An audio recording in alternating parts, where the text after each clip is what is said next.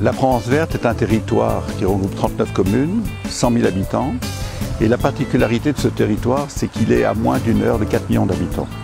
Et aujourd'hui, ce territoire qui est préservé, dont la surface est recouverte essentiellement de forêts et de pas mal d'agriculture, est un territoire qui subit la pression d'une façon extrêmement importante sur le plan démographique des territoires autour.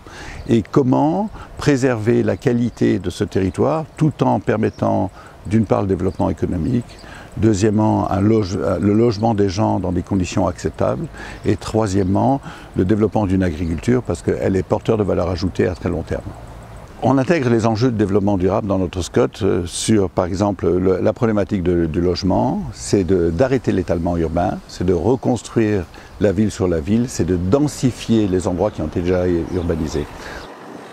Visiblement, il n'y avait pas assez de zones économiques pour recevoir l'ensemble des entreprises. Donc le SCOT a prévu l'implantation de 2 ou 3 zones économiques bien précises, bien identifiées, sur lesquelles les collectivités territoriales mettent les moyens pour prévoir et pour recevoir les entreprises. La troisième idée, c'est de dire on ne peut plus perdre de terres agricoles. On a perdu beaucoup trop de terres agricoles ces 20 dernières années. Donc on a voté la motion de principe de dire on ne perd plus 1 hectare de terre agricole.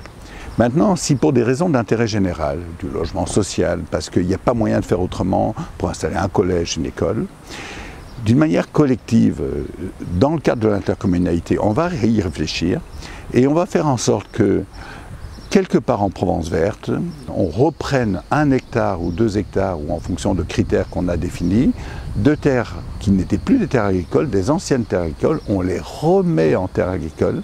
Et lorsque ce travail est fait, et qu'on a réinstallé un jeune agriculteur, on ouvrira à l'urbanisme la terre agricole qui est absolument nécessaire. Et la plus-value qui a été donnée retournera à la terre agricole. L'idée fondamentale, c'est d'avoir une compensation intercommunale. D'une manière naturelle, pour nous, c'est presque une logique d'être un SCOT Grenelle.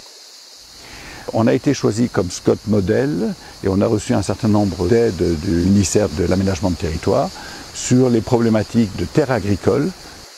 Et nous avons reçu une aide aussi du ministère de l'Aménagement en ce qui concerne les choix stratégiques de développement économique et sur la politique volontaire du logement social que nous devons mener sur ce territoire pour répondre aux problématiques du parcours résidentiel de chacun.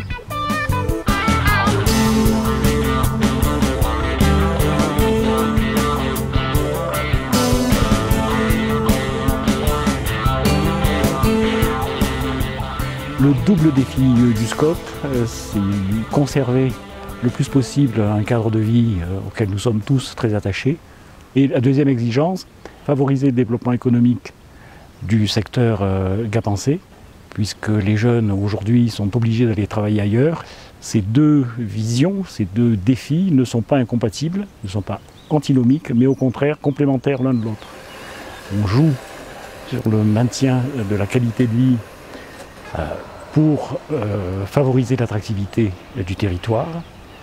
Et partant de là, on peut développer une économie essentiellement présentielle, c'est-à-dire orientée vers le tourisme et l'implantation de nouvelles populations, donc de nouvelles activités. Le SCOT n'est pas tout à fait terminé, mais on a déjà des apports, je pense, très positifs pour l'ensemble du territoire. Le premier apport, c'est que depuis plusieurs années, on a appris à travailler ensemble. Nous allons finaliser un projet porté donc par l'ensemble du pays gapençais et que ce projet pourra être présenté à tous les interlocuteurs auxquels nous devons nous adresser pour développer notre territoire dans le sens que nous souhaitons.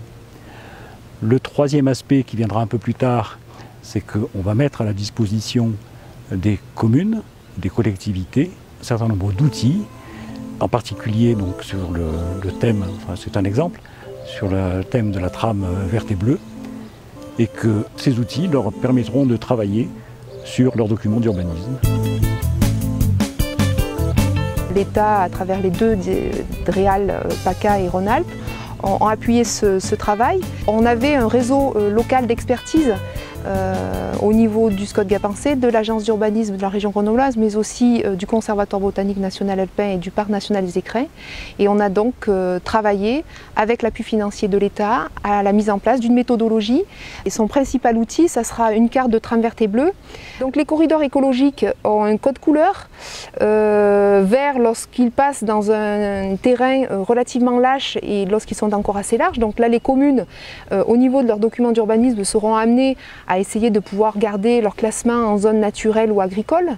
Par contre, dès qu'on va passer sous un corridor écologique qui est plutôt en orange ou en rouge, à l'occasion du passage à l'intérieur par exemple d'une zone beaucoup plus urbanisée ou à l'occasion d'un franchissement d'une infrastructure, que ce soit une rivière, une route, une voie ferrée ou le canal de Provence, là les documents d'urbanisme devront s'attacher au niveau de leur cartographie à avoir le corridor vraiment matérialisé avec un indice corridor écologique et d'avoir une réglementation associée pour protéger le passage dans ces zones où la connectivité est rendue un peu plus difficile du fait aujourd'hui de l'urbanisation ou de ces infrastructures.